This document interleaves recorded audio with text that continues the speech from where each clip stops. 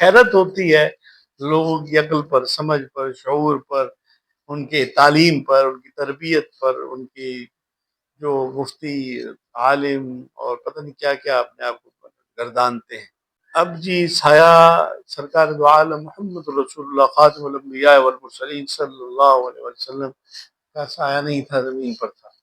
اب ایسی باتیں کر کے آپ ثابت کیا کرنا چاہتے ہیں؟ اب جو اس کے خلاف ہیں، جو سمجھتے ہیں کہ وہ سایہ ہوگا، سایہ آپ صلی اللہ علیہ وسلم کا تھا، تو بھائی ہم تو یہی سمجھتے ہیں کہ آپ کا ہی تو سایہ ہے جس کے سائے میں ہم چل رہے ہیں، ہم زندگی گزار رہے ہیں۔ آپ کی سیرت طیبہ کا سایہ ہے، آپ کی حیات طیبہ کا سایہ ہے، آپ کی اخلاق حسنہ کا سایہ ہے، آپ کی تعلیم کا سایہ ہے، آپ کی تربیت کا سایہ ہے، آپ کی دعاؤں کا سایہ ہے، آپ کی رحمت کا سایہ ہے، وما ارسلناک الا رحمۃ للعالمین کا سایہ ہے۔ آپ کہتے ہیں سایہ نہیں تھا۔ محمد رسول اللہ صلی اللہ علیہ وسلم کو اللہ فرماتا ہے وما ارسلناک الا رحمۃ للعالمین، ہم نے آپ کو جہانوں کے لیے رحمت بنا کر بھیجا ہے۔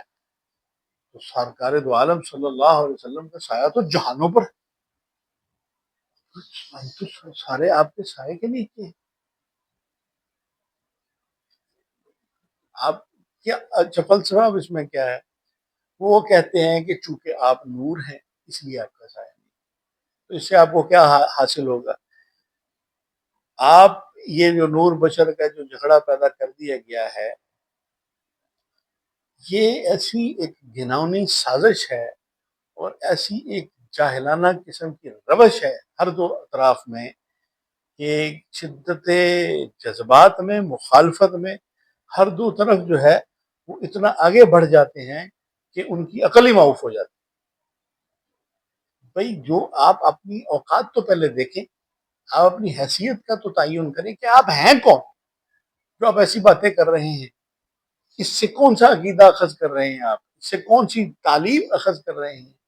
اس سے کون سی دین کی خدمت کر رہے ہیں؟ اس سے کون سی محمد رسول اللہ صلی اللہ علیہ وسلم کی ذات پاک کی سنت پر عمل کر رہے ہیں، آپ کی تعلیمات پر عمل کر رہے ہیں؟ تو خود سے اپنی چیز، اپنی طرف سے چیزیں گھڑ گھڑ کے اور لوگوں کے دین اور ایمان کو خراب کرنے کی طرف ہے۔ کس نے آپ کو یہ اختیار دیا ہے؟ کس نے آپ کو یہ اجازت دی ہے ایسی باتیں کرنے کی؟ ایسے عقائد کس نے آپ کو دیے ہیں؟ کہاں سے لیے ہیں آپ؟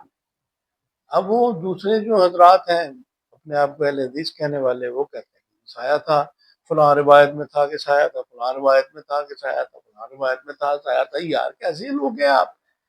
کیا ہو گیا ہے آپ کو؟ روایتوں سے آپ سایہ ثابت کریں گے، وہ روایتوں سے سایہ ثابت نہیں کریں گے؟ کیا اس سے حاصل کرنا چاہتے ہیں آپ؟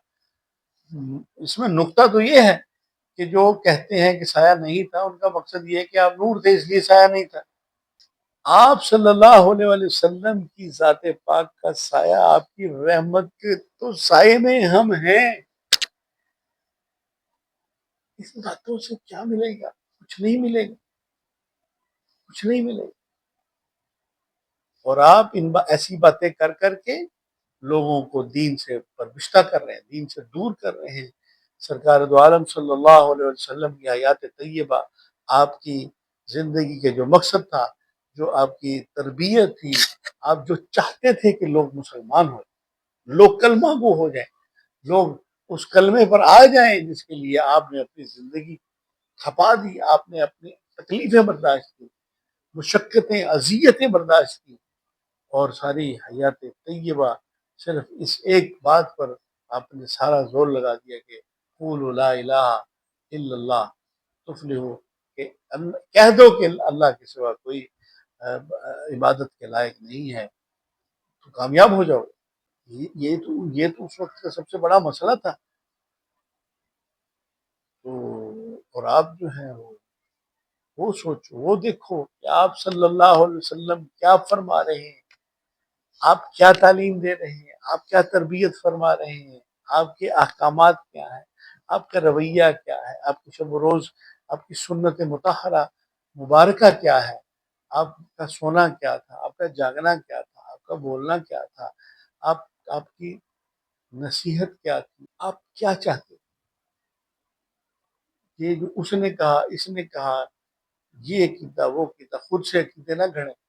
جو سرکار دو عالم صلی اللہ علیہ وسلم نے عقائد دی ہیں، صرف انہی کو سنیں، انہی پر عمل کریں، انہی پر، ان باتوں میں نہ پڑیں۔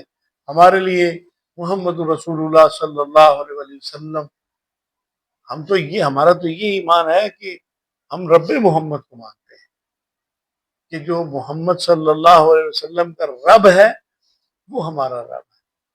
اس سے بڑی اور کیا بات ہو، رب بھی اس کو مانے گا جو رب محمد کو مانے گا، اور ہم بھی اس کو، اس رب کو مانتے ہیں جو محمد کا رب ہے صلی اللہ علیہ وسلم کا۔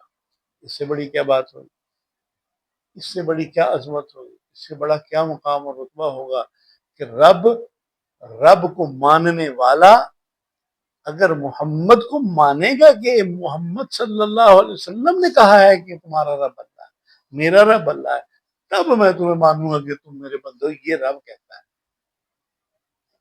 خاتم الانبیاء والمرسلین کا مطلب ہی یہ ہے۔ پتہ نہیں کیسی بھی باتیں کر رہے ہیں، خوف خدا، کچھ خوف خدا، کچھ خوف خدا۔